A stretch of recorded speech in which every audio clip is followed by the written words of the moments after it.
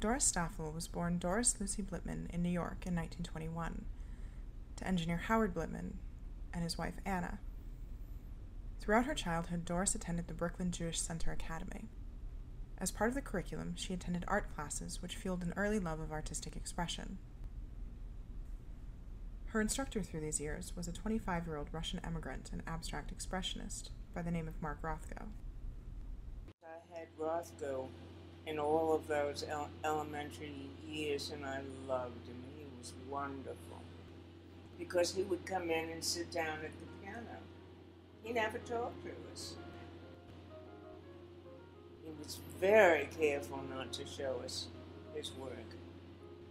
But when I was in high school, he invited me to the studio. And that's the first time that I went to see his work. After high school, with encouragement from her mother, Doris moved to Philadelphia to pursue her artistic development at the Tyler School of Art. Removed from what she considered an austere upbringing, she reveled in her newly found freedom. The first years at Tyler were a self-exploration. I think there was a second level of always feeling this is where I belong, this is what I wanted to do, and there was no question about it. So I liked the school, I liked the teachers, and for the first time I liked myself. Among her many instructors was Philadelphia artist Franklin Watkins. He's hard to talk to. He was a very quiet man. He was a very elegant man. He influenced me very profoundly in style and art. Watkins' influence has stayed with Doris for 70 years, in ways she says she cannot name. But, as an artist, she says, he is always on her shoulder. It was during this time that she met two women who would become her constant companions and lifelong cohorts. Lillian, Doris, and Nora had met in the Tyler School dormitories and, not being the sorority type, moved into an apartment on Star Road. They were proud and eager to break from their restricted conventional previous life and honored individuality above all else. They understood each other perfectly. They had parties and sketch classes and plotted and schemed together in total harmony. Sitio Framboludi. The girls, irrepressibly free-spirited, were always looking to entertain themselves. On several occasions, they donned nothing but overcoats, marched down to Old York Road, stood on the corner, and went flashing. We were so bad. And the police picked us up once. And they took us to the police station. They started to laugh when they realized we weren't hookers. We were just naughty kids. So they drove us home. And they told us, don't do that again, you're going to get into trouble. The girls also found time to argue over boys. One instructor in particular created quite a row. And I said, I'm going to marry him. And Lillian said, no, you're not. I'm going to marry him. And Nora said, no, you're not. I'm going to marry him. But then Sitio came along and she changed her mind. Rudolph Staffel, a nationally recognized ceramicist and military man from San Antonio, Texas, married Doris in 1944. Blitman family objections would stem from the fact that he was a Texan. Finished with her master's, and with Rudy stationed in Gettysburg, Pennsylvania, she moved back to New York and supported herself by silk screening scarves at Chaudhany Textiles with Lillian and Nora.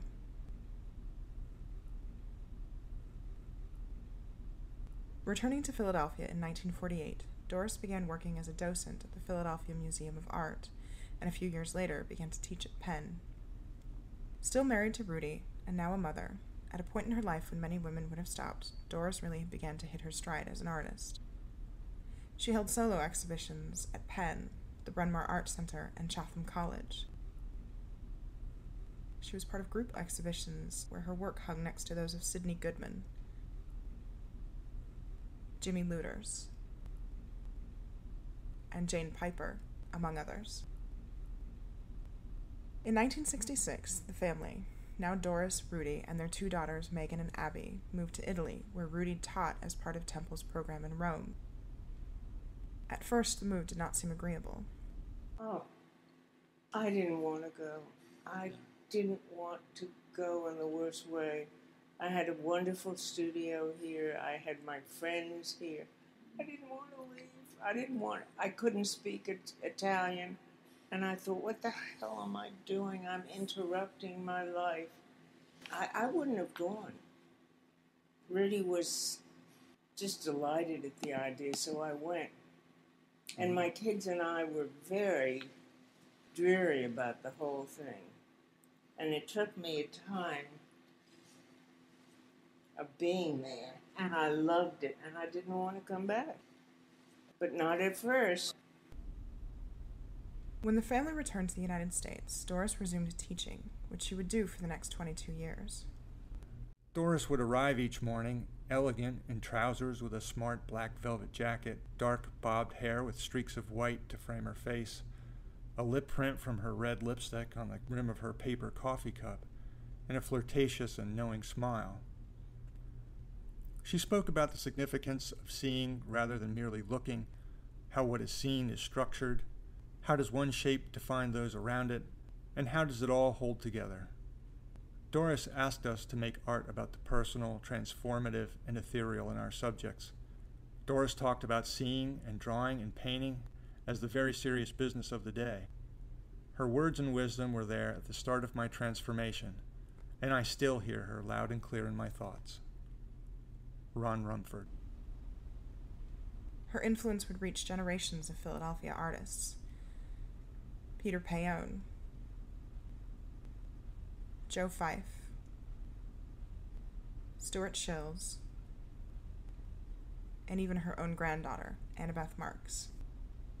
When I was growing up, my family would visit Doris in Philadelphia, and my brother and I would sleep on the floor of our grandmother's studio, going to bed and waking up surrounded by her paintings, all in various states of completion, and her tables covered with bowls of vibrant color had more of an effect on me than I could realize at the time. Witnessing what seemed like a mysterious and magical practice, I understood then that paint could contain states of being, a revelation that has profoundly influenced how I approach my painting practice today.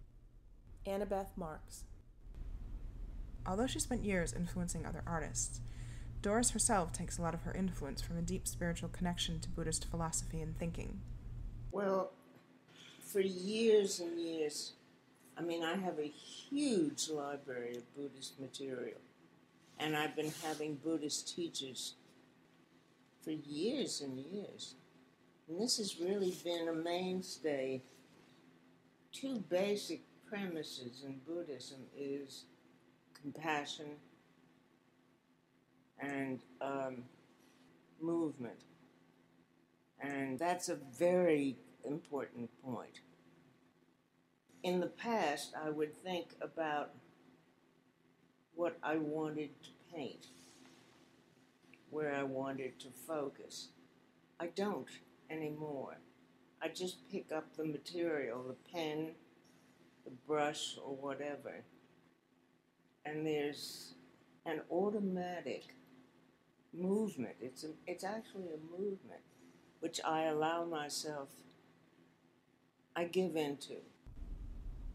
Doris's life and work are intimately tied to the landscape of Philadelphia art, and today, at the age of 91, ever fearless and flirtatious, always genuine, Doris continues to work.